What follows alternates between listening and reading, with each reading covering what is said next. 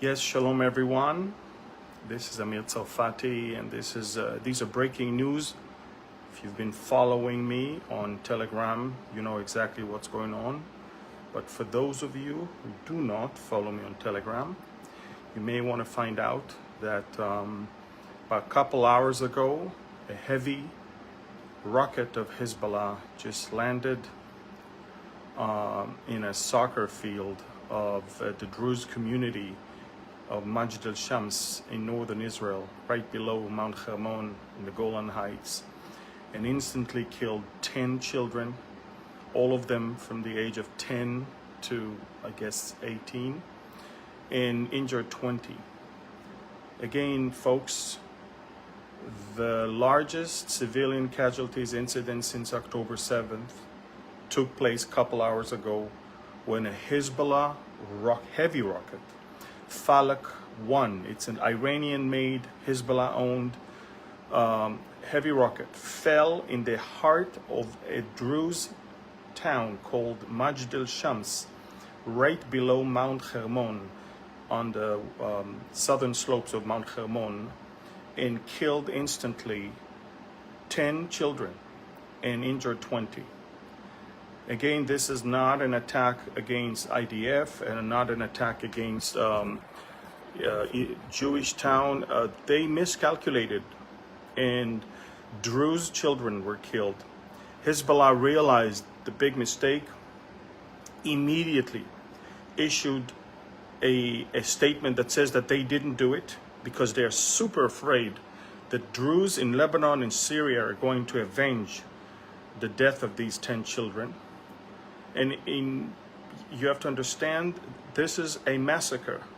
Like, you know, again, a rocket, heavy rocket, hundreds of pounds of explosive, landed out of the blue in the heart of a Druze village in a soccer field where dozens of children were playing in a broad daylight, killing instantly 10.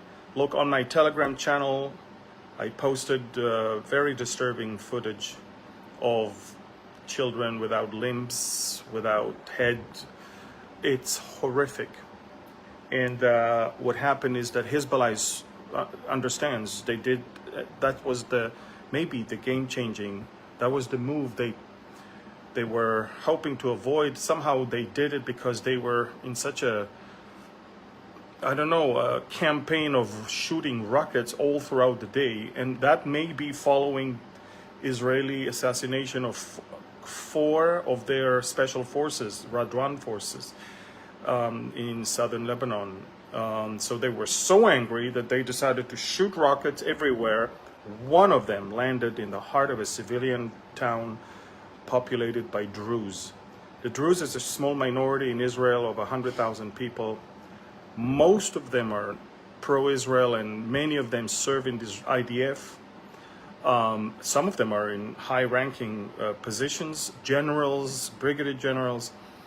The community in the Golan is a community of Druze that used to be part of Syria until 1967, and they were so afraid that in a future agreement with Syria, they will be returned back to Syria. So they always kept this neutral position of not supporting Israel because they were afraid they'll pay for it later. But nevertheless, they are friendly citizens of Israel that Jewish people were always driving through their town on their way up to Mount Hermon. Again, folks, a Hezbollah heavy rocket 2 hours ago fell in the heart of a Druze town right below Mount Hermon in northern Israel and killed instantly 10 children, injured 20. The largest civilian casualties event since October 7th.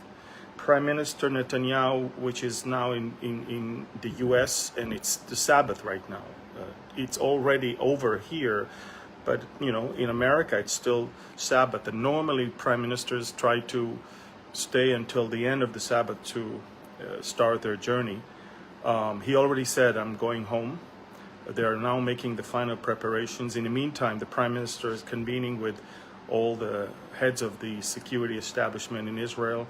There's no doubt a heavy response must follow this event. The question is, are we going to go to an all-out war with Hezbollah, or are we going to be able to escalate our response and yet still avoid an all-out war? Because let me just make it clear: an all-out war against Hezbollah is an all-out war where all of Israel is within missile range, and no doubt will start also a missile barrage of missiles from Syria and Iraq as well.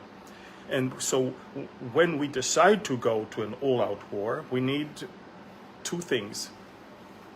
We need the surprise element to make sure that we take from them the ability to shoot the rockets and to destroy rockets on the ground before. And I don't think we have the surprise element. They are ready right now. And the second thing is we need to make sure that we, on our side, in the home front, which is Tel Aviv, Haifa, and everywhere in Israel, we are ready also. So everybody is getting ready for a few days of major war, and where we might not have electricity or water or something like that, because Hezbollah will surely attack Israeli infrastructures as well. Also, knowing that Hezbollah is not Lebanon, unlike Gaza and the Palestinians, that they are Hezbollah, they are Hamas, excuse me. Gaza is Hamas, Hamas is Hezbollah. That's not the case in Lebanon. Most of the Lebanese don't like Hezbollah, and to destroy their country because of Hezbollah, it's almost buying ourselves new enemies that right now are not our enemies. We have to be very careful in the timing, in the manner of the way we respond. So the Prime Minister is right now on the phone with the Chief of Staff and the Minister of Defense, and he needs to approve a whole package of IDF strikes. Some might be in Beirut, in order to send a message that we cannot allow such a thing to happen, but at the same time keep the initiative on our side to when we want to start the war at our terms, and the right timing that we find. So again, delicate situation. In these type of times, we cannot think from the stomach, but from the brain. And everyone wants right now to destroy everything that Hezbollah is, and we don't mind wiping out Beirut and all of that. But at the same time, again, it's much bigger than that. And so please pray. The response will likely begin tonight. Right now it's a bit after 9 p.m. here in Israel.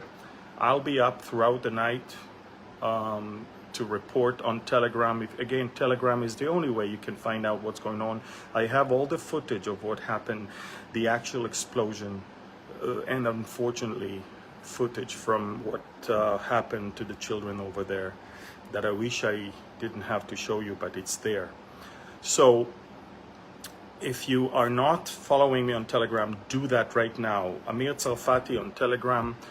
I have over 540,000 subscribers, and the reason I'm telling you that is, do not follow fake channels with my name. The only Amir Tsarfati channel that you need to follow if you want to follow me is the one that has over 540,000 subscribers. Telegram is the only and the best and the safest way for me to communicate to you, sensitive information that social media will not allow me to. Again, the largest civilian casualties event since October 7th took place 2 hours ago, when 10 Israeli children, Druze children, I'll tell you more about the Druze later. It's a small minority. They are not Muslims, though they are speaking Arabic and they have the Arab mentality culturally, food and language and many things, but at the same time they hold their own religion. They are not seeking their own country. They are not fighting to get territory and independence.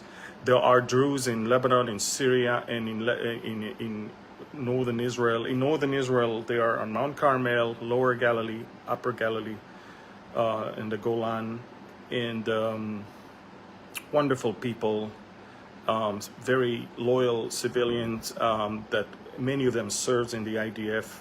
I have a lot of friends that are Druze. Part of them were in my military unit as well. So again, very, very, very bad evening. And for us, we are preparing for a very harsh response in the next few hours. Stay tuned. I'm especially staying awake on Telegram. I will report. And Prime Minister Netanyahu is making his arrival to Israel earlier. He will fly throughout the Shabbat instead of after the Shabbat is over. And he can, thankfully, because now he's having his own Air Force One, it's called the Zion's Wing. And thankfully, he can conduct all the situation from the plane because we have all the systems there that are required. So again, follow me on Telegram. War in northern Israel that might escalate to an all-out war against Lebanon. 10 Israeli Druze children were massacred. 20 more are injured. They're hospitalized. On some of them, they're fighting for their lives right now. All the details, all the footage, all videos and pictures and information is on my Telegram channel. Please, please, please. And please spread all eyes on Majd al-Shams. That's where the massacre happens. And this is all civilians. It's not Hamas that is hiding behind civilians. All right. God bless you. Please share this to as many as you can. Share.